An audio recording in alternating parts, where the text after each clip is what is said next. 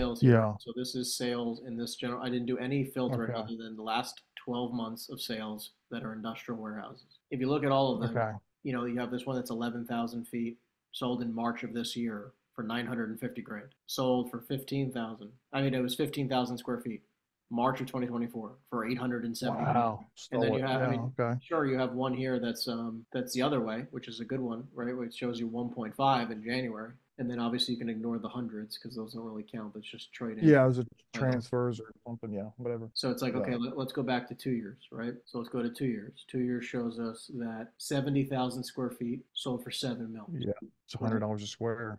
$100 a square foot. I mean, obviously this one's a great one for us, but I think I saw this it. goes sub 100. This goes sub 100 a foot, and so on and so forth. So I just want you to keep in mind that like all that plays a major role, Oh, 100%. Yeah, no, I didn't. No, that's good. It's right? good. So like Yeah, maybe I just this got one one just on someone me else. too. So yeah. That all being said, so I'm just flipping away. But I think that this is good, like something to pay attention to when you're doing, the 140 a foot overall sounds decent, but what else are they able to buy, right? Like what else Yeah, is the yeah. market showing? I guess the way here's how I approach this, and I approach this as like just like I would in single family. Like I want to know like what exactly, I know this is a little bit different, I guess, but like based on, what things are selling, okay, this thing says 140. Like what is like maybe like the most it actually is worth. And you can do that obviously by income, by Well, so yeah, price per square well, foot. look, I mean, it plays by both roles, right? So what I like to look for is two things. Number one, I want to see a Yeah, lot of properties trading for above a price per square foot marker. I like yeah, seeing a number of properties. Like obviously, if you're flipping a house, you want to see the same thing, which is a number of sure. properties trading for above X price, right? I have a Yep, certain metric, right? That's number one. Number yep, two, though, with commercial property, is that I want to see that lease comps, even at a conservative number, like an all day long, if I had to give the house away kind of thing, if I had to give the store away, if I had to just lease it immediately, what could I rent it for? Okay. So it's like if you yeah, take this property as an example, we go to CoStar and we put in the same address, which is again, I'm just looking at CoStar on my phone real fast. Right, I got the yeah, map view going. And then I just yeah. go to filter, I go to lease comps, I do industrial and flex only, and I do sign date in the last 2 years. Okay, very, very simple. And then there's Okay. 13 properties that pop up, and I'll show you all of them. I'll click on the first one, click on the first property, and it says that this has a lease range for 2,600 square feet of 18 bucks modified gross. And it has then a 15 modified gross and a 1580 modified gross. So you got three different properties. I don't know if Yeah, it's a little blurry. yeah. Maybe But come okay, back but on. 15, 15, 80, Yeah, and 18 bucks. Okay, that's yeah, number yeah. one. Next Gotcha. one. $12. So here's another one. $12 modified gross, $12 triple net, 1050 modified gross is the next one. Next one is $20 triple net. That's a fantastic tenant. Yeah. Here's another one. $9 modified gross and $7.50 modified gross. So there's an all over the freaking place, That's right? crazy. Yeah, All over the place, which is wild. This next one I just yeah, clicked on, 18 bucks modified gross, right? So there is a very like a huge range. This one's 1440 modified gross. So what I'm going to try to do is I'm going to go to the aerial view again, and I'm going to try to zoom hmm in right next to it. I just want to know like what the building next door even, or like the building's like yeah. only a block away went for. 1050, 12 bucks. And one of them just says single net. We have another one that says, I mean, the $20 triple net was on that block, which is amazing. That's four properties down, which are so crazy how different they are. And then the other one is 15 modified gross. So I look at it like this: he's right now renting the building for how much? Really, it's about $7 triple net, That's low what he's $7, renting for right now, seven triple net. $7.19. But yeah, Okay. very low. So if he's renting it for like seven and change triple net, we could probably say comfortably that he can probably get it up to 10 to 12, somewhere in that range, 10 to 12 triple net. Because if you got this building Yeah, for 12 triple net times 11.6, you're at a buck 40 NOI, or technically Like, 139. that's what I got. Yeah, Yep. yep, 139, 200 divided into, even at an 8% cap rate, you're talking about a yep, value of 1740. Now, here's the troubled part, right? So we can say yep. overall, based on comps when it comes to leasing, that it looks like it's possible to get there on a lease term. The problem is that it's occupied with this tenant, and they also have the ability to purchase it. So keep in mind that like these types of buildings are great when two things. Number one, the tenant currently is paying a great amount of rent and we're getting a good deal based on that. like we're getting a great cap rate, it's cash flowing day one, and we're getting a great price per unit based on current circumstance. Or it's vacant and we're getting a steal of a price, right? Because then we can throw a tenant in there and maybe even make it contingent upon us leasing out the property before the closing. Yeah, absolutely. But the problem, because I'm dealing with it Yeah. right now, I'm negotiating right now a strip center. And in the strip center, there's 3 tenants that when market rate right now is like $13 triple net. There's 3 tenants in the building on 3 to 5 year leases at $7 triple net and $8 triple net for 5 years. Mm-hmm. And they have like minimal increases. So it's like, even though I'm buying the building at a great price per square foot and I'm cash flowing day one, I can't increase rent. Yeah. So unless you have an investor who's willing to sit on it, sit on their hands, sit on Yeah. their money for a while, Yeah. it's tough, right? Yeah. Makes you not want to buy Makes you it not want at to buy all. it. You have to keep that in mind that plays a major role. So I ended up like, I went from this was a great deal to this deal doesn't make any sense at all at the price that I was at. And I asked for a $300,000 discount. So I'm negotiating right now. I'm renegotiating the deal. So, but you have to keep that in mind because especially the fact that the tenant also has a first right of first refusal doesn't also make it a good. So on this, I think, he says, hey, make me an offer I can't refuse. Obviously but he said he got an offer a couple of years ago, like 125. I think that at 125, if you could get that, he'd even do seller carry. What I don't like about it is he's asking maybe like for $500,000 down. I think that seems egregious a little bit on $500,000 down, but you can go get Unless he can take it in a second. likely bank finance. Exactly. Yeah. And he probably wouldn't want to do that, I guess. But if you can get bank financing, probably better terms. If in fact, maybe you could get 100 down, 150 down, 200, that is obviously contingent that you can get that guy out of there. Otherwise, and also if he's willing to agree to that with us, you don't think the guy's gonna try to make that happen for himself, the tenant? 100%. Well, it depends, I guess, on what he may. I guess it all, that's just, it depends. It really depends on his cash position. It depends. Well, it depends on, does he need a bigger building? Yeah. Does it make sense? Is he 100%. outgrowing There's that? a lot of factors here. And we can play the yeah, court. it's just, hey, but I thought, at the very least, maybe I could put something in front of him, just see what he says. But, Yeah.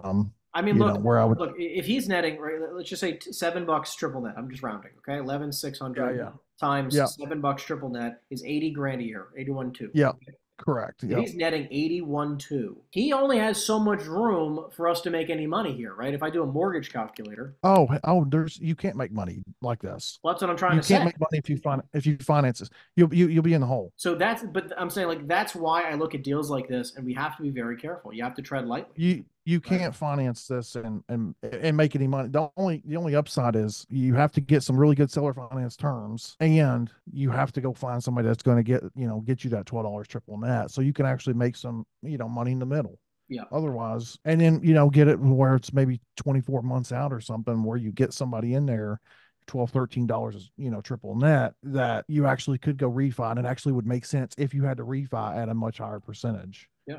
Obviously. I like the building. I think it's got some decent upside. The challenge is that tenant kills the deal one way or another. Or it could, for sure. So as of this moment, it kills the deal. Yeah. Right. Until we have a specific clear path of them vacating, maybe paying more money or whatever it is, the deal doesn't make sense. Mm-hmm. Because he's already developed that relationship with the tenant, and they probably got a decent relationship. I'm guessing, he's been there for a couple of years, been paying him so on time, etc. So clearly that's going to be his. So that's why I'm just saying, like, look, if you told me like, hey, there's a clear path to this success here, I would be open to having a conversation about it. Because if you said to me, hey, the guy's looking to vacate, the tenant's looking to leave, and the seller was open to us listing the property for lease and making a contingent that we have to lease the property out prior to closing, we might have an interesting opportunity here. And maybe we make an offer at $1 million, and then we get them to, say like, hey, we'll do 250 grand down and then pay you off in 12 months, right? Like something like that, where you can structure it that way, where then we could refi in 12 months and you have a fantastic opportunity. But we have to have a clear path. Right now, I don't see one. Now, look, if he's all of a sudden willing to take 800 grand, right? We'll pay him 800 grand cash, close in 30 days, right? Like, okay. Because even right now, we'd be buying it at a 10 cap. Exactly. Are you, I guess, privy to like, let's just say this thing was vacant and he had this building or any building like this, let's just say he's if you could buy it at $1 million or buy it at 1.2 or something, knowing what you know, knowing that, hey, I think I could honestly for sure get $12 out of this. Is that something you put I guess balls on the line to go and, feel like you could close on this and put a tenant in there and I would still put make money? contingencies Or in. Yeah, I mean, look, it definitely. yeah, So if this was vacant, we were playing the same game you price wait, wise. I yeah, would well, want it to be you contingent upon yeah, me and getting a you tenant in. and if you have maybe a 90-day close or something, I mean, you could have Yeah, a but also two some or three people owners are lined up. fine with it being contingent. I just look at it like, listen, if I can't get like I want it to be contingent where like I'm not saying it's difficult for me to get a tenant there, Yeah, right? yeah, But it's not like 1.2 million is also a steal because it's not a steal. no, it's not still. If the guy was open to 600 grand, I'd probably cut you a check today. Like that would make it a steal. 800, I'm still interested in buying it. I'd still probably get a traditional mortgage, right? Or I do the hard money loan and refi it out when I can figure out what I want to do with the tenant. But if it was vacant, I Sure. want to go with like I look at it like my initial offer is I always want to Yeah. structure it 1000% in my favor. Asymmetrical bets. Right, so like, I'm going to Oh, put that out in front of him and give yeah, hopefully he doesn't give me a ton of pushback, right? And we'll see what yeah, happens. I yeah, would offer that strictly first because I know I will close, right? If he gave me the yeah, ability to give a contingent upon leasing out the building at X price, whatever, I'm 100% going to close, right? I yeah, also keep in mind that I would lock it up. Let's just say at 1.2 if he was very non-negotiable, lock it up at yeah, 1.2, contingent upon me leasing out the building. I'd lease out the building and then I could possibly find a buyer. I'd have choice for at least. sure. I could possibly find a buyer and flip it to him at a 9 cap if I wanted to. 100%. That's an option. Or I could keep it and then flip it into a long-term note afterwards, because I'd want to refi and pull 100% of my cash out, right? So I Well, like yeah, choice, right? I like choice. And choice. in every circumstance might be slightly different. No, it's good. Yeah, you give yourself options, because when you just have like one option, that it doesn't make the deal as juicy, Yeah, and you're and just guess like what? just Everybody likes stuck. options. Investors like Yeah, options, right? And especially, absolutely. because then you look at the other thing. The last thing I'll even say in this instance is like I'll look at Loopnet, right? Just as like a quick example, or even CoStar, Loopnet, whatever, Yeah, right? And I'll look yeah, online and I'll be like, okay, like what can I buy, right? If I wanted to buy yeah. right now in this area, what else could I buy? So I'll I go on saw here. you. I saw you do that on the call earlier.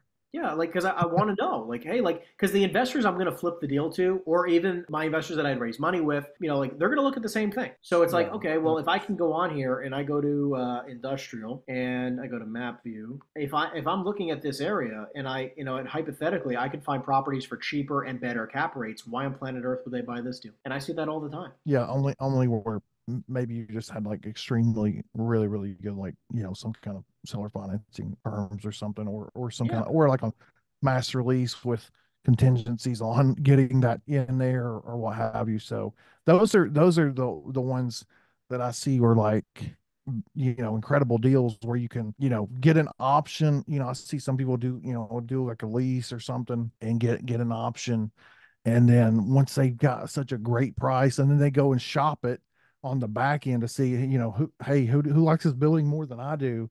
And if they like it, then you exercise your option and you sell it off to them. You get that money in the middle. So exactly. I don't know if you follow Mandel on Twitter. She does sell leasebacks. God, she's a she's incredible. Yeah, I mean, look, I mean, I love those too. I'll do a lease back all day long. All right, I sell lease back Yeah. all day long, and I look for them all the time too. Right? I'd love for Yeah, them to stay. I'd love for us to structure a deal that makes sense for both parties, right? And then you can get them to all of a sudden pay you a 10 or a 12 cap. The thing is that like absolutely. you just got to make sure like, hey, like, do I want to own a piece of property in this area, right? This Sure. type of property, right? Even if you're going to get a 9 cap on a property, some people are like, oh, I got a 9 cap lease back. It's like, okay, yeah, but you're in the worst location in the state, right? And it's Yeah. like the building's in shambles. So it's like, yeah, great. The guy who's winning is the guy who's selling the building, and he's bought it 34 years ago for nothing, and he's Yeah. thrilled to have it off his plate, and he's probably going to leave in 5 years, right? Absolutely. Yeah, it's all based. Well, those are based on, how good your tenant is, obviously. Exactly. How well that'll play into it, because if they're a great tenant, then it Yeah, could be a look, great deal. all day long, I'd love it. I'd love to do a lease back with some fantastic tenants and great buildings, but it doesn't always Yeah. pencil, right? Sometimes they want Yeah. like market rent will be 14 bucks is triple net, and they want to pay 7. Yeah, you can the monthly doesn't make sense. Usually that's sometimes how it works, because Yeah, and like yeah. The cool thing again with Uh, commercial, you get to be creative. That's, I mean, yeah, that's, and I've learned that too on single family. I bought this house here on seller finance, 30 or am 2% interest. Yeah, you got to get creative with these interest rates because clearly they're not going to pencil most times. And I guess the other more than this, I guess is just like really just figuring out like where how to. I saw you do it earlier on something. Maybe it was on one of the trainings, but just finding the buyers. So like let's just say I have no interest in actually buying this myself, but finding the buyers that could All you do, buy this and I could just shop it out to them. yeah, so ready? All you do is in Reonomy. This is the location where the property is. All you do is you flip, and Yeah, I would make sure the filters say you can do last 5 years. They bought properties in the last 5 years. Go to owner, include a phone number, hit yeah, apply, and then you're just going to click on the owners tab right here. And then yeah. under the Just all owners on top. tab, this will give you every single property owner who Uh-huh. is and when they acquired a property last, all their information. You'll see their contact information right over here. You can click on it, how many properties in the property search that they have, how much their assessed value of their properties are, right? I just did, we did industrial. This person has $25 million worth of property. Two of them happen to Wow. be in this pocket. This person might want to buy this area again, right? This guy's got Yeah, clearly. $173 million worth of properties, right? He probably will buy another one. Yeah. It's just a It's, matter of making some calls. Yeah, just that's it, seeing what right? they're And you doing. can even do last acquisition date, right? You can sort by last acquisition date. You see like all these people bought in the last few years, right? Yeah. You can see by pink, Yeah. right? That's by their industrial in their portfolio. This guy's got $400 million worth of real estate, 104 properties, and one of them is in this pocket. So I would, you can call all these people, and these guys should be, this is your start of your buyer pool, and you could do this for Yeah. any type of location. You just flip it, Yeah. Yeah. Yeah. Got it. right? And then you can just export the list, right? You can export it here, or you export the owners. You can just export it and call it a day. I see you're pretty agnostic towards what the real estate is. So are you leaning one way right now that you're looking Industrial, to retail, multifamily. Those are the three classes I yeah. spend the most time in. Well, that seems like that seems like that's the hottest. And retail's becoming, but some people are contrarian to retail, but I feel like there's, It's also especially down dependent here. on your buyers, dude. Right? Like Yeah. if your buyers are very specific to industrial, but like all of your experience is multifamily for whatever reason, right? It's like just Yeah. because your experience is one doesn't mean you shouldn't be prospecting for another. If all your buyers are industrial, keep Totally. prospecting for industrial. Yeah. Totally agree. Totally agree. Dude, Yeah, I great appreciate it, session, man. man. I hope you got some value from today's session, also on the trainings, and I'm looking forward to eventually doing some business together. Yeah, yeah, definitely, man. Definitely. I really appreciate it, dude. Thanks for calling. And Of course, I really appreciate this. This is good stuff. So, appreciate that. uh, valuable. Love it, man. Well, listen, we'll be in Awesome. touch, and I'll see you tomorrow at 12.